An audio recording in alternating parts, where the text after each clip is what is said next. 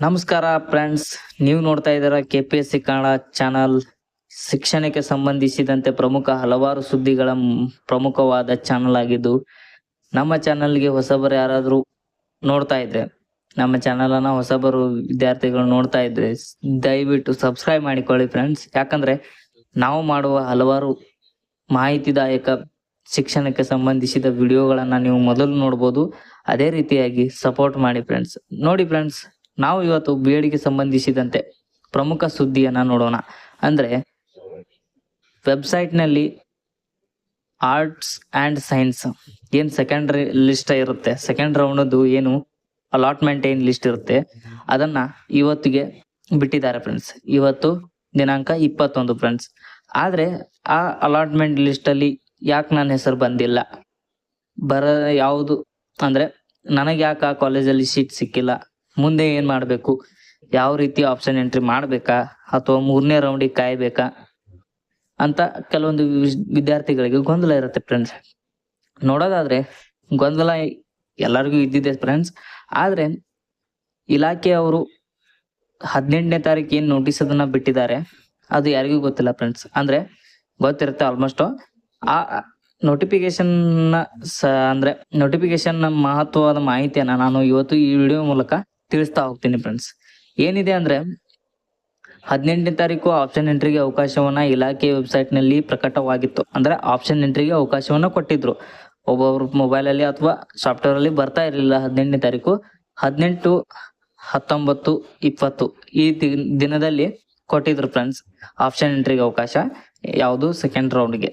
Second round ಅಲ್ಲಿ ಕೆಲವೊಂದು ವಿದ್ಯಾರ್ಥಿಗಳು ಆಪ್ಷನ್ ಎಂಟ್ರಿಯನ್ನ ಮಾಡಿದ್ದಾರೆ ಫ್ರೆಂಡ್ಸ್. ತಮ್ಮ ಪರ್ಸೆಂಟೇಜ್ ಎಷ್ಟೇ ಆಗಿರ್ಬೋದು ಆಪ್ಷನ್ ಎಂಟ್ರಿಯನ್ನ ಮಾಡಿದ್ದಾರೆ ಫ್ರೆಂಡ್ಸ್. ಅದರಲ್ಲಿ ಯಾರು ಬಹಳಷ್ಟು ಅಂದ್ರೆ ಹಲವಾರು ಕಾಲೇಜ್ಗಳನ್ನ ಆಯ್ಕೆ ಮಾಡಿದಾರೋ ಮತ್ತು ಆಯಾ ಕಟ್ಅಪ್ಗೆ ಯಾವ ಕಾಲೇಜ್ ನಿಯರೆಸ್ಟ್ ಆಗುತ್ತೋ ಅಂತ ಕಾಲೇಜ್ಗಳನ್ನ ಆಪ್ಷನ್ ಎಂಟ್ರಿ ಮಾಡಿದ್ದಾರೆ ಫ್ರೆಂಡ್ಸ್. ಆದ್ರೆ ಇಲಾಖೆದವರು ನೋಟಿಸ್ ಅನ್ನ ಬಿಟ್ಟಿದ್ದಾರೆ ಫ್ರೆಂಡ್ಸ್. ಆ ನೋಟಿಸ್ ಪ್ರಕಾರ ನೋಡೋದಾದ್ರೆ ಈ ನೋಟಿಸ್ ಅಲ್ಲಿ ಸೆಕೆಂಡ್ ಆಪ್ಷನ್ ಎಂಟ್ರಿ ಬಂದಿರ್ತಕ್ಕಂಥ ವಿದ್ಯಾರ್ಥಿಗಳೇನಿದಾರಲ್ಲ, ಅಂದ್ರೆ ಸೆಕೆಂಡ್ ರೌಂಡ್ ಅಲ್ಲಿ ಸೆಕೆಂಡ್ ಮೆರಿಟ್ ಲಿಸ್ಟ್ ಅಲ್ಲಿ ಅಂದ್ರೆ ಅಲಾಟ್ಮೆಂಟ್ ಲಿಸ್ಟ್ ಅಲ್ಲಿ ಯಾರ್ದು ಹೆಸರು ಬಂದಿಲ್ಲ ಅವರಿಗೆ ಇದು ನೋಟಿಸು ತುಂಬಾ ಮಹತ್ವವಾಗಿದೆ ಫ್ರೆಂಡ್ಸ್.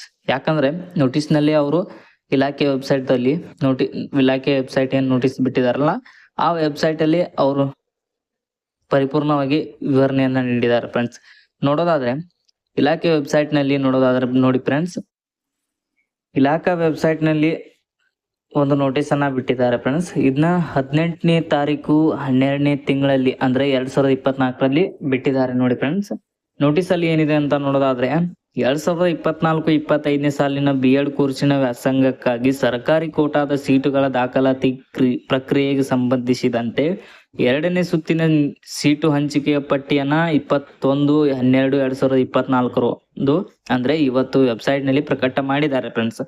ಮತ್ತು ಮೊದಲನೇ ಸುತ್ತಿನ ಆಯ್ಕೆಯಲ್ಲಿ ಅಂದ್ರೆ ಆಯ್ಕೆ ಪಟ್ಟಿಯಲ್ಲಿ ಆಯ್ಕೆಯಾಗಿ ಕಾಲೇಜು ಹಂಚಿಕೆಯಾಗದ ಅಭ್ಯರ್ಥಿಗಳನ್ನ ಮತ್ತು ಕಾಲೇಜು ಹಂಚಿಕೆಯಾಗಿ ದಾಖಲಾತಿ ಪಡೆಯದೆ ಮುಂದಿನ ಸುತ್ತಿಗೆ ಆಯ್ಕೆ ಬಯಸಿರುವ ಅಭ್ಯರ್ಥಿಗಳನ್ನು ಪರಿಗಣಿಸಲಾಗಿದೆ. ಅಂದ್ರೆ ಯಾವುದೇ ಮೊದಲನೇ ಸುತ್ತಿನ ಯಾವುದೇ ಪರಿಗಣನೆಗೆ ತೆಗೆದುಕೊಳ್ಳದ ವಿದ್ಯಾರ್ಥಿಗಳು ಮತ್ತು ಕಾಲೇಜಿನಲ್ಲಿ ಮೊದಲ ಲಿಸ್ಟ್ ಅಲ್ಲಿ ಹೆಸರು ಬಂದು ಕಾಲೇಜಿನಲ್ಲಿ ಅಡ್ಮಿಷನ್ ಅನ್ನ ಮಾಡಿಸದೆ ಇದ್ದ ವಿದ್ಯಾರ್ಥಿಗಳನ್ನ ಈ ಮುಂದಿನ 2ನೇ ಸುತ್ತಿಗೆ ಆಯ್ಕೆ ಅಂದ್ರೆ 2ನೇ ಸುತ್ತಿನ ಆಯ್ಕೆ ಪಟ್ಟಿಗೆ ಅರ್ಹರನ್ನಾಗಿ ಮಾಡಿದ್ದಾರೆ ಫ್ರೆಂಡ್ಸ್. ಮುಂದೆ ನೋಡೋದಾದ್ರೆ ಫ್ರೆಂಡ್ಸ್ ನೋಡಿ, ಸೀಟು ಹಂಚಿಕೆಯಾದ ಅಭ್ಯರ್ಥಿಗಳು 2ನೇ ಸುತ್ತಿನ ಕೌನ್ಸಿಲಿಂಗ್ ನಲ್ಲಿ ಭಾಗವಹಿಸಿ ಸೀಟು ಪಡೆದ ಅಭ್ಯರ್ಥಿಗಳು ವ್ಯವಸ್ಥಾಪಕ ಅಂದ್ರೆ CTE ಕೇಂದ್ರ ಅಥವಾ ಡಯಟ್ ಪ್ರವೇಶಾತಿ ಅಲ್ಲಿ ಹೋಗಿ ಪ್ರವೇಶಾತಿ ಪತ್ರವನ್ನ ಅಂದ್ರೆ ಅಡ್ಮಿಷನ್ ಸ್ಲಿಪ್ ಅನ್ನ ಪಡೆದುಕೊಂಡು ಸಂಬಂಧಿಸಿದ ಕಾಲೇಜಿನಲ್ಲಿ ದಾಖಲಾತಿ ಪಡೆಯಲು ಅಂದ್ರೆ ಅದಕ್ಕೂ ದಿನಾಂಕವನ್ನ ನಿಗದಿ ಮಾಡಿದ್ದಾರೆ ಫ್ರೆಂಡ್ಸ್. 23/12/2024ರಿಂದ 27/12/2024 ವೇಳೆಗೆ ಅವಕಾಶ ನೀಡಲಾಗಿದೆ. ಮತ್ತು ಅಂದ್ರೆ ಏನಂದ್ರೆ ನೋಡಿ ಫ್ರೆಂಡ್ಸ್, ಸೀಟು ಹಂಚಿಕೆಯಾದ ಅಭ್ಯರ್ಥಿಗಳು ಅಂದ್ರೆ 2ನೇ ಸುತ್ತಿನಲ್ಲಿ ನನ್ನಲ್ಲಿ ಹೆಸರು ಬಂದಿದೆ, ನನ್ನದು ನಿಯರೆಸ್ಟ್ ಕಾಲೇಜ್ನಲ್ಲಿ ಬಂದಿದೆ, ಆದ್ರಿಂದ ನಾನು ಅಡ್ಮಿಷನ್ ಅನ್ನ ಮಾಡಿಸಬಲ್ಲೆ ಅಂತ ಅಂದ್ರೆ ಇಚ್ಛೆ ಪಡೋ ವಿದ್ಯಾರ್ಥಿಗಳು ಪ್ರವೇಶಾತಿ ಪತ್ರವನ್ನ ತಾವು ಎಲ್ಲಿ CTE ಕೇಂದ್ರ ಇದೆ ಅಲ್ಲಿ ನಿಯರೆಸ್ಟ್ ಸಿಟಿ ಕೇಂದ್ರ ಯಾವುದನ್ನ ಆಯ್ಕೆ ಮಾಡ್ಕೊಂಡಿರ್ತಾರ ಅಲ್ಲಿ ಹೋಗಿ ಅಡ್ಮಿಷನ್ ಸ್ಲಿಪ್ ಅನ್ನ ಪಡೆದುಕೊಂಡು ತಾವು ಪಡೆದಿರುವ ಕಾಲೇಜಿನಲ್ಲಿ ಅಡ್ಮಿಷನ್ ಮಾಡಲು ದಿನಾಂಕ ಇದೆ ಫ್ರೆಂಡ್ಸ್. 27/12/2024 ಕೊನೆಯ ದಿನಾಂಕ ಆಗಿರುತ್ತೆ. ಅದೇ ರೀತಿಯಾಗಿ ನೋಡೋದಾದ್ರೆ 3ನೇ ಮತ್ತು 4ನೇ ಅಂದ್ರೆ ನೋಡಿ ಫ್ರೆಂಡ್ಸ್, ಇಲ್ಲಿ ಬರುತ್ತೆ ಮೊದಲನೇ ಲಿಸ್ಟ್ ಅಲ್ಲಿ ಯಾರ್ಯಾರು ಬಂದಿಲ್ಲ ಅವರು ಸೆಕೆಂಡ್ ಲಿಸ್ಟ್ ಅಲ್ಲಿ ಆಪ್ಷನ್ ಎಂಟ್ರಿ ಮಾಡುವ ಅವಕಾಶ ಇತ್ತು. ಆದ್ರೆ 2ನೇ ಲಿಸ್ಟಿನಲ್ಲಿ ಇನ್ನೂ ಕೂಡ ಕೆಲವೊಂದಿಷ್ಟು ವಿದ್ಯಾರ್ಥಿಗಳು, ಹಲವಾರು ವಿದ್ಯಾರ್ಥಿಗಳು ಹೆಸರು ಕೂಡ ಬಂದಿಲ್ಲ, ಪರ್ಸೆಂಟೇಜ್ ಕಮ್ಮಿ ಇರುವ ಕಾರಣ ಮತ್ತು ತಾವು ಕಾಲೇಜನ್ನ ಹೆಚ್ಚಾಗಿ ಆಯ್ಕೆ ಮಾಡಿಲ್ಲದ ಕಾರಣ. ನೋಡಿ ಫ್ರೆಂಡ್ಸ್, ಇಲ್ಲಿದೆ ಅದಕ್ಕೆ ಉತ್ತರ. 3ನೇ ಮತ್ತು 4ನೇ ಸುತ್ತಿನಲ್ಲಿ ಕಾಲೇಜು ಆಯ್ಕೆ ಬಯಸುವ ಅಭ್ಯರ್ಥಿಗಳಿಗೆ ಅಂದ್ರೆ ಈಗಾಗಲೇ ಅವರು ಆನ್ಲೈನ್ ನಲ್ಲಿ ಅರ್ಜಿ ಸಲ್ಲಿಸಿರಬೇಕು. 3ನೇ ಮತ್ತು 4ನೇ ಸುತ್ತಿನಲ್ಲಿ ಅಂದ್ರೆ ಆಯ್ಕೆ ಬಯಸುವ ವಿದ್ಯಾರ್ಥಿಗಳು ಈಗಾಗಲೇ ಆನ್ಲೈನ್ ನಲ್ಲಿ ಅರ್ಜಿ ಸಲ್ಲಿಸಬೇಕು. ಹೊಸದಾಗಿ ಆನ್ಲೈನ್ ನಲ್ಲಿ ಅರ್ಜಿ ಸಲ್ಲಿಸಬಾರದು, ಅವ್ರು ನಡೆಯಲ್ಲ ಫ್ರೆಂಡ್ಸ್. ನೋಡಿ, ಮೊದಲನೇ ಸುತ್ತಿನಲ್ಲಿ ಮೂಲ ದಾಖಲೆಗಳ ಪರಿಶೀಲನೆಗೆ ಗೈರು ಹಾಜರಿಯಾದ ಅಭ್ಯರ್ಥಿಗಳಿಗೆ. ನೋಡಿ ಫ್ರೆಂಡ್ಸ್, ಮೊದಲನೇ ಸುತ್ತಿನಲ್ಲಿ ಯಾರು ಗೈರು ಹಾಜರಿ ಅಂದ್ರೆ ಯಾರು ಡಾಕ್ಯುಮೆಂಟ್ ವೆರಿಫಿಕೇಶನ್ಗೆ ನಿಗದಿತ ದಿನಾಂಕದಲ್ಲಿ ಹಲವಾರು ತೊಂದರೆಗಳನ್ನ ಅನುಭವಿಸಿ ಯಾರು ಬಂದಿಲ್ವೋ ಅವರಿಗೂ ಕೂಡ ಇಲಾಖೆ ವೆಬ್ಸೈಟ್ ನಲ್ಲಿ ಅಂದ್ರೆ ಇಲಾಖೆದವರು ಒಂದು ಡೇಟಾನ ಫಿಕ್ಸ್ ಮಾಡಿ ಅವರಿಗೂ ಸಹ ಒಂದು ಆಯ್ಕೆಯನ್ನ ನೀಡಿದ್ದಾರೆ. ಅಂದ್ರೆ 23/12/2024 ಒಳಗೆ ತಾವು ಡಾಕ್ಯುಮೆಂಟ್ ವೆರಿಫಿಕೇಶನ್ ಅನ್ನ ಅಂದ್ರೆ ಮೂಲ ದಾಖಲೆಗಳನ್ನ ತಮ್ಮ CTE ಕೇಂದ್ರಗಳಿಗೆ ಪರಿಶೀಲನೆಗೆ ಅಂದ್ರೆ ಆ ಕಾಲೇಜ್ಗೆ ಹೋಗಿ ಪರಿಶೀಲನೆಗೆ ಅವಕಾಶವನ್ನ ಕಲ್ಪಿಸಿದೆ ಇಲಾಖೆ. ನೋಡಿ ಫ್ರೆಂಡ್ಸ್, ಮೊದಲನೇ ಸುತ್ತು ಯಾರ್ದು ಬಂದಿಲ್ಲ ಹೆಸರು ಅವರು 2ನೇ ಸುತ್ತಲ್ಲಿ ಹಾಕಿದ್ದೀರಾ.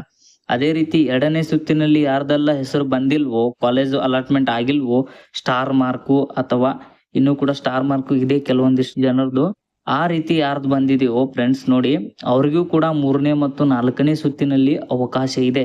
ಹೆದರುವ ಅವಶ್ಯಕತೆ ಇಲ್ಲ. ತಾವು ಏನ್ ಮಾಡ್ಬೇಕಂದ್ರೆ ಮೊದಲಿಗೆ ಅಂದ್ರೆ ನೋಡಿ ಫ್ರೆಂಡ್ಸ್, ಈ ನೋಟಿಸ್ ನ ಪ್ರಕಾರ ಯಾರೆಲ್ಲ ದಾಖಲೆ ಪರಿಶೀಲನೆಗೆ ಅಂದ್ರೆ ಗೈರು ಹಾಜರಾಗಿದ್ದೀರಾ ಅವರಿಗೂ ಕೂಡ ಇದೊಂದು ಚಾನ್ಸ್ ಇದೆ ಫ್ರೆಂಡ್ಸ್. ನೀವು ಎಲ್ಲ ಡಾಕ್ಯುಮೆಂಟ್ಸ್ ಗಳನ್ನ ತೆಗೆದುಕೊಂಡು ಹೋಗಿ CTE ಕೇಂದ್ರಕ್ಕೆ ಮೂಲ ದಾಖಲೆಗಳನ್ನ ಪರಿಶೀಲನೆಗೆ ಹೋಗಿ, ಅಲ್ಲಿ ಕೂಡ ಅವಕಾಶ ಇದೆ. ಅದೇ ರೀತಿ ಯಾರ್ದು ಸೆಕೆಂಡ್ ಲಿಸ್ಟ್ ಅಲ್ಲಿ ವಿದ್ಯಾರ್ಥಿಗಳು ಅಂದ್ರೆ ಹೆಸರು ಬಂದಿಲ್ವೋ ಅವರಿಗೂ ಕೂಡ ಅವಕಾಶ ಇದೆ. 3ನೇ ಮತ್ತು 4ನೇ ಸುತ್ತಿಗೂ ಕೂಡ ಅವರು ಎಲಿಜಿಬಿಲಿಟಿ ಆಗಿರ್ತಾರೆ. ಯಾಕಂದ್ರೆ ಕಾರಣ ಆನ್ಲೈನ್ ನಲ್ಲಿ ಅರ್ಜಿ ಸಲ್ಲಿಸಿರಬೇಕು, ಇಲ್ಲ ಅಂದ್ರೆ ಆಯ್ಕೆಗೆ ಅರ್ಹರಾಗುವುದಿಲ್ಲ. ನೋಡಿ ಫ್ರೆಂಡ್ಸ್, 3ನೇ ಮತ್ತು 4ನೇ ಸುತ್ತು ಸಹ ಇನ್ನು ಮುಂದೆ ಬರ್ಬೋದು. ಅದೇ ರೀತಿಯಾಗಿ ಇಂಥ ವಿಡಿಯೋಗಳಿಗಾಗಿ ನಮ್ಮ ಚಾನಲನ್ನು ಸಬ್ಸ್ಕ್ರೈಬ್ ಮಾಡಿ. ವಿಡಿಯೋ ಇಷ್ಟ ಆದರೆ ಮುಂದಿನ ವಿಡಿಯೋಗೂ ಸಹ ನಿಮ್ಮಿಂದ ನಮಗೆ ಪ್ರೋತ್ಸಾಹ ದೊರಕಲಿ ಫ್ರೆಂಡ್ಸ್. ನೋಡಿ, ಮಾಹಿತಿ ಇಷ್ಟ ಆದರೆ ಫಾಲೋ ಮಾಡಿ ಫ್ರೆಂಡ್ಸ್, ಸಬ್ಸ್ಕ್ರೈಬ್ ಮಾಡಿ, ಸಪೋರ್ಟ್ ಮಾಡಿ. Thanks friends.